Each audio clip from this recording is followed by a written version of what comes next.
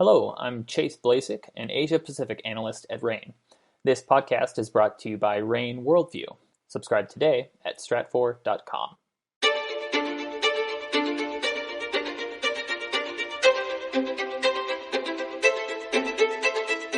Welcome to RANE's Essential Geopolitics podcast. I'm Emily Donahue. Thanks for joining.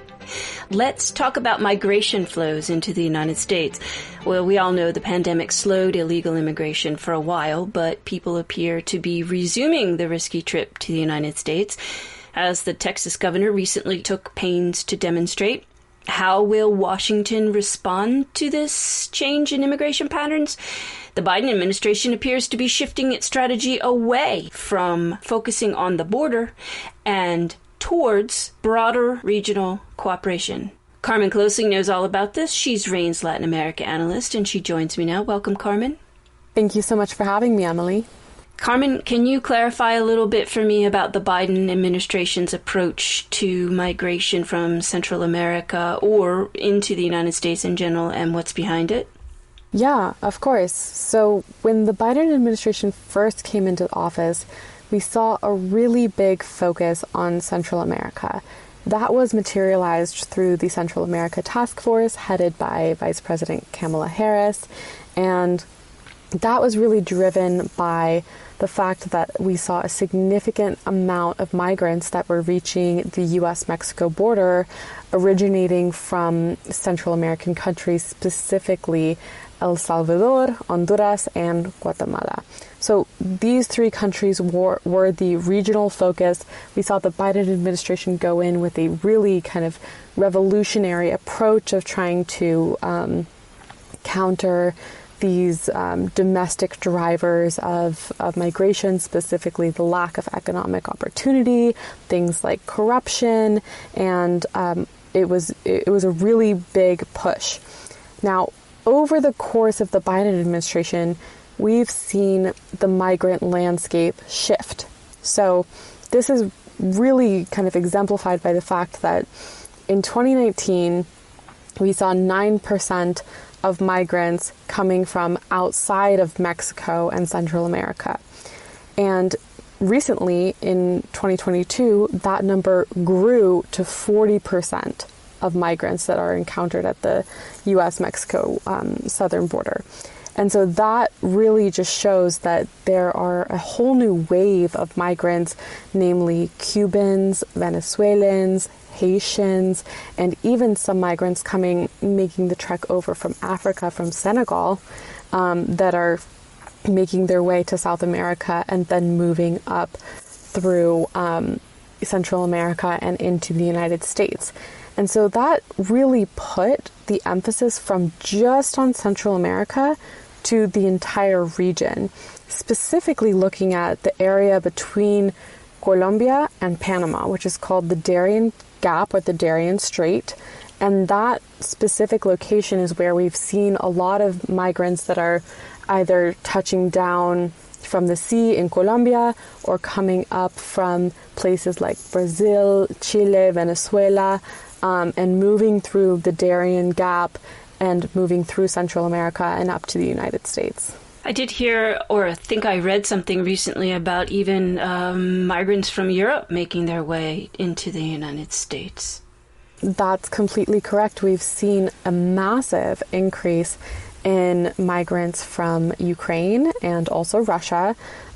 Many of these migrants are coming and touching down in places like Mexico. They're being welcomed in Mexico, in other Central American countries, but then making their way to the U.S. southern border in an attempt to gain access. From what I've seen, it was from February to March an increase of about 3,000 migrants that were specifically of Ukrainian origin. Wow, that's fascinating. Let's talk a little bit about this regional approach you mentioned. What could it look like, and how many other countries might benefit from it? That's a great question. So looking at regional coordination, we've seen some countries that are in a really interesting position to get more aid from the United States. What the U.S. is really looking for is they want countries to implement visa permits for Haitians, Cubans, and Venezuelans, which some countries do not require a visa currently to move through those countries. And they also want countries to potentially grant these migrants temporary protective status, which would allow them to actually settle in regional countries. So places like Panama, places like Costa Rica, Colombia, all of these countries are really targets for the United States to have this kind of coordination on this realm, because if they need a visa permit to move through somewhere like Panama and Costa Rica, then it will be a lot more difficult for these migrants to reach the U.S. southern border. And in exchange, a lot of these countries in Central and South America are looking to gain increased aid funding. So if the government program is to support refugees, that will be, potentially financed by the United States. And aid funding can also come in the form of security and security funding, security training, and things like that, that will help the domestic security forces in somewhere like Costa Rica and Panama actually be able to deal with this large influx of migrants instead of just shepherding them towards their northern borders. Carmen, I did read an article that you put out the other day about the United States and Cuba negotiating. But will these U.S. efforts to increase regional coordination be effective in curbing migration flows to the U.S.-Mexico border? It depends. It depends both on how persuasive the U.S. can be. It depends on the measures that these regional countries implement. And it also depends on how quickly they can implement them.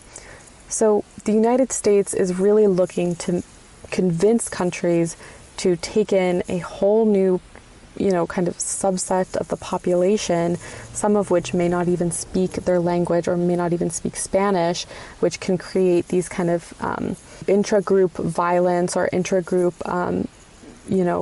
xenophobia within a country that is not politically advantageous to a country's politicians. So that's kind of the upward battle that the United States is facing. So they are going to want to be very persuasive in the methods that they use to try and get these countries. So they're going to need to offer a lot of aid, or they're going to need to offer a lot of security support, things like that.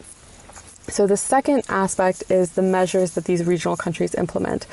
Will countries have the ability to implement things like support systems for migrants that are settling down in places like Costa Rica and Panama and Colombia? Will they be able to work? Will they have temporary protective status? These are the important questions that are really going to measure whether or not this is going to work, because we've seen before that migrant groups will leave their home country, travel to a different country around the region, such as Chile, for this example, and then experience extreme xenophobic sentiments in their new home country and extremely poor economic conditions, and then decide after that to move upwards to the United States in order to escape the poor economic conditions. So the conditions in the new country need to be good in order for migrants not to then decide after the fact to actually attempt to enter the United States. These efforts towards regional coordination will likely decrease the wait times and disruptions for trade and migration along the U.S.-Mexico border, as more migrants will be absorbed into countries across the region with a significant amount of support from regional countries and from the United States in the form of aid. In the worst case scenario, this regional coordination can lead to migrant bottlenecks, poor living conditions for migrants, a significant amount of migrants still finding their way to the U.S.-Mexico border and overwhelming border security. That could lead to significant migrant camps being formed along the U.S.-Mexico border. And that is the worst case scenario. So what we are looking at is how effective this will be. That leads me to my last point here, is that it's really important for these regional governments and the United States to implement these things quickly. We're likely to see an influx of migrants attempting to enter the U.S. in the coming months because you're going to have a warmer weather season, and that typically leads to an increase in migration in general.